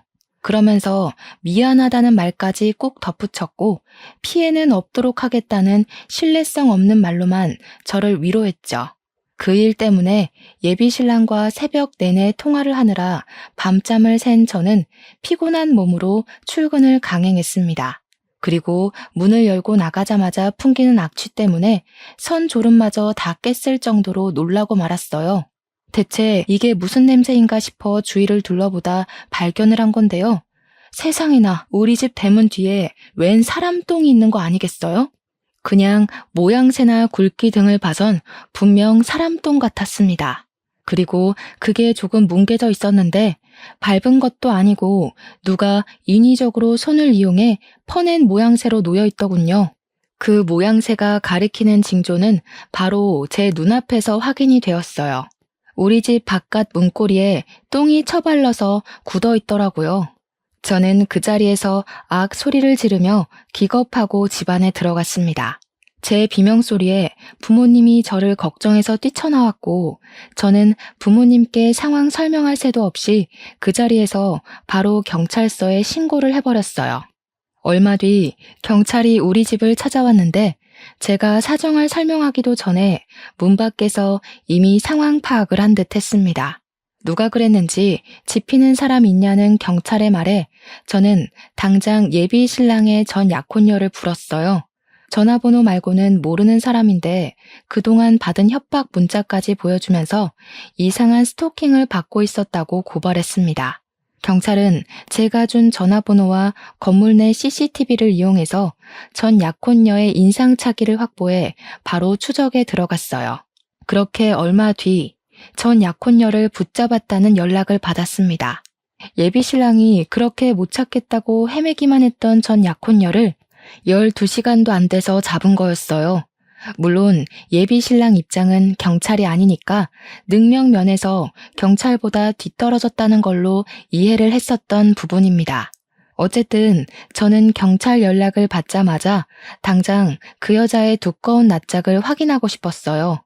그날 연차를 낸 저는 서둘러 경찰서에 달려갔고 그곳에서 범인이라고 앉아있는 한 여자를 보았습니다. 제가 생각한 것과 달리 너무 순하게 생긴 시골 아가씨가 한 명 있었어요. 전혀 나쁜 짓 할 것처럼은 안 생긴 분위기였단 뜻입니다. 그 여자는 자기 죄를 인정하는지 아무런 미동 없이 고개만 숙이고 있었는데 경찰이 그 여자의 신원을 밝혀주지 않았다면 그런 추잡한 짓을 한 여자라고는 생각 못했을 겁니다. 경찰 덕분에 저는 그 여자가 전 약혼녀라는 걸 알았고 바로 그 전 약혼녀를 붙잡고서 그동안 받았던 스트레스를 쏟아냈어요. 도대체 당신 정체가 뭐야? 우리한테 왜 이래요? 이미 대영 씨랑 헤어진 사이라면서요. 그쪽이 대영 씨한테 사기 쳐놓고 왜 대영 씨더러 사기꾼이라고 하는 건데요? 이거 엄연히 스토킹이에요. 이럴수록 그쪽만 더러운 꼴 당하는 거 몰라요? 그 인간이 그러던가요? 저보고 사기꾼이라고? 아주 살려고 발버둥을 치고 있구만. 저기요. 정신 똑바로 차리고 믿어야 될 걸 믿으세요. 40살이면 사회생활 좀 하셔서 사람 보는 눈 있을 거 아니에요. 그 인간이 하는 말 중에서 여태껏 확신할 만한 구석이 있었던가요? 전 약혼녀는 순한 얼굴과 다르게 예비 신랑을 비꼬면서 가소롭다는 듯 얘기를 했습니다. 그리고 저는 이 여자의 말을 다시 곱씹을 수밖에 없었어요. 예비 신랑이 하는 말에 확신한 적 있었냐는 전 약혼녀의 도발은 저를 더 불안하게 만들었거든요. 저도 모르게 예비 신랑의 행실을 곱씹어 봤는데 이 여자 질문에 알맞은 답이 당장 떠오르지 않더라고요. 결국 저한테 고맙다고 인사하게 될걸요? 제가 그쪽을 도울 입장으로 이런 흙구덩이에 발을 담그는 건 아니고요. 저도 크게 당한 게 있어서요. 저야말로 그 자식 좀 만나고 싶은데 이 쥐새끼 같은 놈이 보통 날쌘 게 아니네요. 무슨 소리예요? 대영 씨를 만나고 싶다고요? 대영 씨가 당신 찾으려고 얼마나 마음 졸였는데요. 지금도 우리 결혼식 앞두고 당신이 이상한 문자로 협박하는 바람에 혼자서 당신 찾느라 생활도 엉망이 됐다고요. 그 자식이 말은 참 잘하죠. 전생에 진짜 들치라도 됐나 봐요. 어쩜 그렇게 쥐구멍을 잘도 찾아서 빠져나가는지. 그쪽이 아직도 상황 파악 못하는 것 같아서 말하는데 공생이랑 기생을 좀 구분하세요. 제가 당시 너무 정신없어서 경찰서까지 갔던 상황을 아직 예비 신랑한테 얘기 못하고 있었는데요. 지금 생각해보면 예비 신랑한테 바로 얘기 못했던 게 천만 다행이었던 것 같아요. 제게 다소 세게 발언하면서까지 전 약혼녀가 저를 정신 차리게 하려던 건 다 이유가 있었더라고요. 이제부터 밝혀질 전 약혼녀와의 얘기와 그녀가 제게 보여준 증거물은 예비 신랑 때문에 낭떠러지로 떨어질 뻔한 저의 인생을 구제해 주었습니다. 그 새끼 돈 많은 척 다 가진 척 하면서 마음이 청순한 여자가 이상형이라고 안 해요? 너 같은 여자랑 결혼하는 게 꿈이라고 안 하던가요? 그거 다 그 새끼 수법이에요. 이 정도로 뒤구린 인간이면 사정을 잘 몰라도 결혼식을 취소해야 되겠다는 생각 안 들어요? 나 같으면 진이 따지고 말고 할 것 없이 그런 찝찝한 놈 바로 버릴 텐데. 전 약혼녀 입에서 예비 신랑이 제게 했던 고백을 듣는 것만으로도 이미 충격인데 그녀가 하는 말은 더 이상 제가 예비 신랑을 신뢰할 수 없도록 만들었습니다. 예비 신랑이 전 약혼녀한테 접근했던 건 예비 신랑이 전 약혼녀에 대한 사전 조사를 제대로 안 해서 전 약혼녀가 상가 건물 몇 채는 갖고 있는 줄 알고 접근을 했었다네요. 뒤늦게 전 약혼녀에게 몇 억 가치의 건물이 없다는 걸 알고는 가차없이 버렸다고 했어요. 그런데 중요한 건 이런 수법을 당한 여자가 한둘이 아니었다는 겁니다. 전 약혼녀는 자기가 제일 긴 세월간 예비 신랑한테 사기를 당했다가 까였고 자기 부모님 통장을 훔쳐간 예비 신랑을 쫓기 위해서 이를 갈며 예비 신랑의 다른 약혼녀들까지 만나서 고소하기로 마음을 모아왔다고 했어요. 그러면서 제게 보여준 고소 동의란에는 무려 18개의 서명이 기재되어 있었습니다. 그 여자들은 제 눈앞에 있는 전 약혼녀를 빼고는 하나같이 예비 신랑보다 연상이었고 재산이 기본적으로 억대에다 직업은 한 자리 하는 사람들이라고 했어요. 그러니까 전 약혼녀는 예비 신랑의 실패작 같은 부분이었다는 걸로 해석이 되었습니다. 그래서 전 약혼녀와 만난 시간이 아까웠던지 그녀의 부모님 통장에 손을 댔었나 봐요. 모든 걸 세세하게 들었음에도 이건 결국 말뿐이라고만 생각하고 싶었던 게 당시 제 마음이었어요. 소중한 사람에게 당한 배신을 한순간에 믿는다는 거. 그거 정말 어려운 일이거든요. 그리고 예비 신랑을 향한 제 마음속의 기대가 단 한 톨도 남지 않을 때까지 믿어야만 돌아설 때도 미련 없이 등을 보일 수 있잖아요. 이 사람들이 우리 신랑이랑 관련 있다는 걸 어떻게 증명해요? 개인적인 앙금 때문에 일 꾸며서 우리 사이 망치려는 거 아니에요? 그쪽 집안 형편 안 좋은 편이라면서요. 괜히 우리 신랑 재력이 아까워서 붙잡고 싶은 거 아닌가요? 부정하고 싶겠죠. 저뿐만 아니라 고소에 동의한 여자들도 다 그쪽처럼 그렇게 부정했대요. 새파랗게 어린 놈한테 사기당한 게 쪽팔려서 모른 척 눈 감고 넘겼던 건데 아직도 그렇게 살고 있다고 하니까 늦게나마 깜빵에 넣고 싶나 봐요. 다들 저한테 뭘 보내줬는지 아세요? 저는 이미 심하게 흔들려 버렸지만 예비 신랑이 제게 보여준 진심이 거짓이었다는 걸 믿고 싶지 않아서 자꾸만 전 약혼녀한테 따졌어요. 어쩌면 저도 모르게 예비 신랑을 마음 놓고 돌아설 수 있도록 더 확실한 증거를 갈구했다고 봐도 될 것 같네요. 그렇게 저는 전 약혼녀가 마지막으로 보여주는 증거물에서 완벽하게 무너지고 말았는데요. 그녀가 보여준 것은 다름 아닌 18명의 여자들이 보내온 예비 신랑과의 웨딩 사진이었어요. 그 순간 저는 남아있던 일말의 기대마저 내려놓고서 그만 주저앉고 말았습니다. 결혼식을 고작 3일 앞둔 날이었는데 저의 모든 앞날이 와르르 무너져 앞이 깜깜한 기분이었어요. 머릿속이 새하했죠. 전 약혼녀는 이미 경찰한테 이 사실을 밝혔는지 경찰 쪽에서 이미 예비 신랑을 체포하러 갔다고도 했습니다. 아니나 다를까 그 타이밍에 예비 신랑이 개쌍욕을 하면서 들어오는데 제가 주저앉아 있으니 예비 신랑은 저를 보지 못한 채 전 약혼녀만 봤는지 예비 신랑이 갑자기 경찰을 밀치고서 전 약혼녀를 덮치러 뛰어오더라고요. 야, 이 거지 같은 년아. 만날 때도 그렇게 거지근성 드러내면서 사람 발목 붙잡더니 날 끝까지 뒤쫓으시겠다. 너네 부모 돈 때문에 그러냐? 나도 너 만났던 시간 아까워서 보상 좀 받으려고 했던 건데 참 더럽다 더러워. 야, 비렁뱅이 돈 같은 거 안 받을 테니까 들고 꺼져. 더는 내 결혼 방해하기만 해봐. 예비 신랑은 도중에 경찰한테 붙잡히는 바람에 전 약혼녀 가까이는 오지 못했고 그렇게 멀찍이서 소리만 고래고래 질렀습니다. 듣자 하니 전 약혼녀 말대로 이 여자 부모님의 돈을 훔친 것도 맞고 예비 신랑의 말씨가 저급하다는 것도 알겠더라고요. 전 약혼녀를 대하는 태도만 봐도 제가 들은 모든 사실이 루머가 아니라는 것 정도는 눈치챌 수 있었습니다. 충격에 한참 주저앉아만 있던 제가 뒤늦게 자리에서 일어나니까 예비 신랑이 깜짝 놀라서 그대로 다리에 힘이 풀리더라고요. 그 처량한 꼴이 예비 신랑의 실체를 보여주는 것 같아서 더 울분이 터졌습니다. 예비 신랑은 경찰을 바로 뿌리치고 제게 달려왔어요.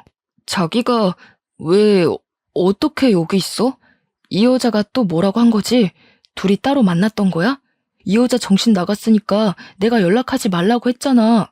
예비 신랑은 혼자서 극도로 흥분을 했다가 불안해하면서 금세 제 손을 잡아왔습니다. 이제 보니 이런 오락가락한 태도가 예비 신랑의 특징인 것 같더군요. 화냈다가 바로 꼬리 내리는 짓 말입니다. 뭐가 그렇게 놓치기 아까워서 나한테 끝까지 숨겼니? 네가 나한테 알아서 하겠다고 떵떵거려 놓고 정작 보여준 게 이런 꼴인데 내가 뭘 얼마나 더 믿어줘야 돼? 지금 이 여자가 하는 말보다 네 말이 더 개똥으로 들리는데? 그래, 알아. 그럴 수밖에 없겠지. 나는 저 여자 입노름에 당하고 있는 피해자고 저녀는 가해자니까.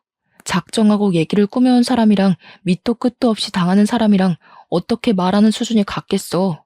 예비 신랑은 제 손을 불끈 쥐고서 어떻게든 저의 돌아간 눈빛을 되찾으려고 노력했습니다. 하지만 제 머릿속의 생각은 온전히 한 방향뿐이었어요. 제게 믿음을 갈구하는 이 손으로 예비 신랑이 18명 여자의 뒤통수를 쳤다는 생각에 그저 화가 치밀어 오르기만 했죠. 이제는 저까지 해서 19명을 속인 셈이겠네요. 이 상태로 예비 신랑을 믿기에는 제가 너무 많은 걸 알아버렸고 온갖 정이 다 떨어져서 소름까지 끼쳤으니 예비 신랑한테 돌아가기엔 너무 멀리 와버렸습니다. 저는 예비 신랑의 손길을 바로 뿌리치곤 그대로 기싸대기를 한데 뒤통수까지 2대를 날렸어요. 야, 이 정신 나간 새끼야. 나는 그래도 너 끝까지 믿으려고 했어. 누가 누구한테 사기를 쳐? 인생이 만만하니? 그렇게 심심했어? 어떻게 18명을 등쳐먹을 수가 있어? 저기요. 왜 다른 여자 말을 믿냐고. 내가 말했잖아. 저 여자 스토커 같은 거야. 나 자기한텐 다 떳떳하다니까. 왜 증명되지도 않은 루머를 믿고 그래? 네가 정상적인 새끼였으면 이런 상황이 꼬이지도 않았겠지. 누나들이 돈 좀 있을 것 같으니까 어떻게든 연상한테 붙어먹으려고 그랬니? 참 좋은 여자들로 잘도 골랐더라. 이런 것도 재주라고 봐주고 눈 감아줘야 되는 거야? 무슨 얘기를 어떻게 꼬아들었는지 모르겠는데 내가 사기친 게 아니라 그 여자들한테 사기를 당한 거라고. 제정신이 아니고서야 어떻게 그 많은 사람들한테 한 놈이 사기를 치겠어? 어느 쪽이 좀 더 실현 가능한 일인지를 잘 판단해 봐야지. 무작정 듣는 대로 믿으면 어떡해. 예비 신랑은 정말 끝까지 잘못을 인정하지 않고 꽁무니를 빼더군요. 도대체 뭘 믿고 경찰서에서까지 발뺌을 하는 건지 놀랍기만 했습니다. 황당했던 저는 전 약혼녀 폰에 있는 18개 웨딩 사진을 예비 신랑 눈앞에 들이밀었어요. 그러니까 이젠 뭐라고 하는 줄 아십니까? 그 여자들이랑 연애만 했대요. 하지만 사귀는 절대 친정은 없었고 단지 웨딩 사진을 찍기만 하면 관계가 파투났다면서 자기한테 그런 안 좋은 사주 같은 게 신 것 같다는 등의 해명을 하기 시작했습니다. 그 와중에도 저와의 결혼만큼은 밀어붙이고 싶었는지 자기의 파혼 팔자 좀 고쳐달라고 우스운 소리로 매달리지 뭡니까? 네 놈이 사람을 얼마나 호구로 봤는지 모르겠는데 하나 간과한 게 있다. 누나들이 너보다 배운 게 더 많아서 하찮은 제비 새끼한테 당한 거 쉬쉬 못 넘겨주거든. 돈 없이는 이 세상 못 살 것 같지? 깜빵 세계는 등 쳐먹으면서까지 돈 구걸 안 해도 잘 살 수 있는 곳이거든. 너한테 아주 딱인 곳이라서 우리가 친히 처박아 두려고. 감방 존재는 또 무서운지 예비 신랑이 식겁해서 무릎까지 꿇었는데요. 찌질하게 질질 짜면서 그제야 진실을 고백하더라고요. 사기친 것도 인정을 했고 저한테 부끄러운 짓을 한 것도 맞는다고요. 그러면서 또 갑자기 자기 집안 형편이 어려운 걸로 동정심을 사려고 하더군요. 그걸 보고 느꼈습니다. 여태 제가 예비 신랑을 많이 봐주고 좋게 좋게 넘어가줬다는 걸요. 네가 내 돈까지 등쳐먹었으면 나 네 면상 2대로 안 끝냈어. 남자 구실하게 내버려 둔 것만으로도 감사해야 될 거다. 네가 우리한테 사정해야 되는 건 살려달란 소리가 아니라 돈 갚을게요. 그래야 되는 거야 이 애새끼야. 이참에 깜빵 가서 인생교육 좀 받다 나와. 이미 경찰 내부의 사람들은 무릎 꿇고 있는 예비 신랑을 하찮게 바라보는 분위기였습니다. 거기다 대고 전 약혼녀는 그런 예비 신랑 앞에서 그동안 예비 신랑이 사기쳤던 연상녀들 이름을 다 읊어주었어요. 변호사 선임비 많이 들겠다고 파이팅 응원을 해줬죠. 정말 제가 다 쪽팔려서 고개를 들기가 힘들었습니다. 저런 사기꾼 하나 알아보지 못하고 그동안 저놈 옆에서 시시덕거리며 보낸 세월이 모조리 창피함으로 남아버렸어요. 요즘 말로 흑역사라고 하나요?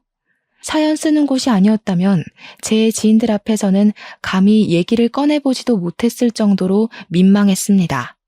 그래도 저는 돈을 뺏기지 않아 다행인 셈이었어요. 다른 여자들은 예비 신랑한테 빌려준 돈이 상당하더라고요. 아마 제가 경제관념에서는 다소 냉정한 타입이라 예비 신랑이 은근슬쩍 보냈던 시그널을 못 알아챈 것일 수도 있습니다. 어쩌면 예비 신랑이 제게 돈을 뜯어가지 못해서 저와 결혼까지 진행하려고 했을 수도 있겠네요. 이래나 저래나 저는 운 좋게 나름대로 피해자 신세를 면했잖아요. 전 약혼녀들의 존재는 저를 공포스럽게 만들었지만 그들 덕분에 인생을 구제받은 셈이니 저는 예비 신랑 고소하는 데는 힘을 보태주기로 했어요. 다시는 이딴 사기꾼 새끼가 사람 마음 가지고 돈을 해먹는 일이 없도록 SNS에 신상까지 까발렸습니다. 저뿐만 아니라 18명 여자들도 전부 도움을 보태주는 덕에 예비 신랑 얼굴을 알리는 건 순식간이었어요. 아, 그리고 전 약혼녀는 저희 집에 똥 처바른 처벌을 따로 받게 되었는데요. 제가 그것만큼은 도무지 이해가 안 돼서 대체 왜 그랬냐고 다시 한 번 더 물었습니다. 그러니 전 약혼녀가 하는 말이 저한테 강하게 충격을 주지 않으면 또 예비 신랑한테 끔뻑 속는 피해자가 생길 것 같아서였다고 해요. 당연히 사람 똥은 아니고 개똥을 모아서 만들어 놓은 거라고 했습니다. 전 약혼녀는 뒤늦게나마 제게 진심으로 사과를 했어요. 그 여자의 말이 변명이었든 아니든 간에 제가 납득할 수 있을 만한 해명이었습니다. 실제로 제가 그런 강력한 방법 덕분에 제가 예비 신랑을 떼어놓을 수는 있었잖아요. 그래서 저는 전 약혼녀 쪽에서 문짝 전체를 배상하는 걸로 하고 합의해줬습니다. 그리고 고소 진행도 방지턱 하나 없이 속전속결 진행되었어요. 예비 신랑은 수많은 대상을 상대로 대략 6억 원 가량을 상습 사기친 죄로 4년 유기징역에 처해졌다고 들었습니다.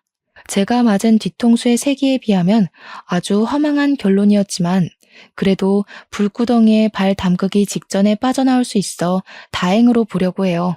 그런데 역시나 잘못 밟을 뻔했던 똥은 근처만 가도 냄새에 배이는 법인가 봐요. 예비 신랑이 잘못되었다는 사실 때문에 예비 시댁에서 제게 따로 연락이 왔었는데 저를 뭘 얼마나 봤다고 엄청나게 배신을 당한 것처럼 원망을 하더라고요. 내가 너 그렇게 안 봤는데 감히 내 아들을 감옥에 보내? 내 아들이 무슨 사기를 쳤다고 그러냐? 여태까지 아무런 문제 없이 효도하면서 잘만 살아온 착한 아들이야. 어디 그런 쪽팔린 이유를 만들어다가 남의 집 귀한 자식한테 먹칠을 해? 이보세요. 저희가 상견례 안 한 이유는 뭔 줄 알고 큰 소리세요? 그쪽 아드님께서 그쪽들이 말실수라도 할까봐 입막음 시키려고 생략한 거랍니다. 긴 말하기 싫고 아드님 쪽팔린 죄명을 믿든 말든 그건 내 알 바 아니고요. 이미 피해자들이 그놈 잡아먹으려고 쌍심지를 켜고 있어요. 아들 목숨 건사하길 바라면 사기꾼 부모답게 집안에 꽁꽁 숨어서 사시는 게 좋을걸요? 그날 예비 시모 전화를 깔끔하게 마무리했지만 왠지 이쪽 사정을 예비 신랑의 전 약혼녀한테 알려주고 싶더라고요. 예비 시댁에서 전 약혼녀랑 많이 친했었다고 했잖아요. 그래서 전 약혼녀한테 예비 시모 연락처를 넘기며 예비 시댁의 입장을 전달해 주었습니다. 그랬더니 전 약혼녀가 예비 시모한테 바로 전화를 걸었나 보더라고요. 예비 시모가 엄청 환대를 했다는데 거기다 대고 전 약혼녀는 자기 돈 내놓으라면서 당신 아들이 우리 부모님 돈 훔쳐갔다고 고래고래 소리를 질렀다네요. 예비 시모가 식겁하고 전화를 먼저 끊었는데 전 약혼녀가 끈질기게 연락을 하며 끝까지 돈을 갈구하고 있다고 했습니다. 그 말을 듣고 예비 시모 표정이 상상되어 얼마나 웃겼는지 몰라요. 동시에 좀 씁쓸한 감정이 밀려오는 건 어쩔 수가 없더라고요. 살면서 사기를 당하게 될 줄은 몰랐는데 그게 내가 사랑하는 사람 때문이라는 사실은 제게 큰 공허감을 주었습니다. 고작 별 볼 일 없는 사기꾼의 행각에 노란한 것이지만 그것에 제 인생 가치관이 크게 흔들려 버렸잖아요. 아마 당분간은 일에만 몰두하지 않을까 싶어요. 앞으로도 쉽게 결혼을 생각해 보는 일은 없을 것 같습니다. 그동안 많이 안다고 자부했던 제 자신을 반성하게 되는 시간이기도 했으니 불행을 이쯤에서 막은 걸 행운이라고 생각하렵니다. 사연을 마무리 짓는 이 와중에도 창피해서 얼굴이 화끈거리네요. 저라도 지나가다 이런 사연이 보이면 고개를 저었을 것 같긴 합니다. 그래도 사연 당사자 입장에서 말씀드리자면 말은 창피하다 전했어도 힘든 건 힘든 거더라고요. 근본적으로 제가 소중히 생각하고 믿던 사람에 대한 배신이잖아요. 이런 부분을 생각하고 들어주셨다면 제 허탈한 기분이 좀 더 잘 전달되지 않았을까 싶습니다. 아무튼 나이 40살이 되어서야 한 번 더 인생을 돌아보게 된 한 노처녀의 속풀이였어요. 재미있게 들어주셨다면 감사하고 쓴소리 한마디 던지겠다면 달게 받겠습니다. 그럼 늘 인생 평안하시고 부름만 쏙쏙 골라서 피해가는 지혜를 잔뜩 받으시길 기원할게요. 감사합니다.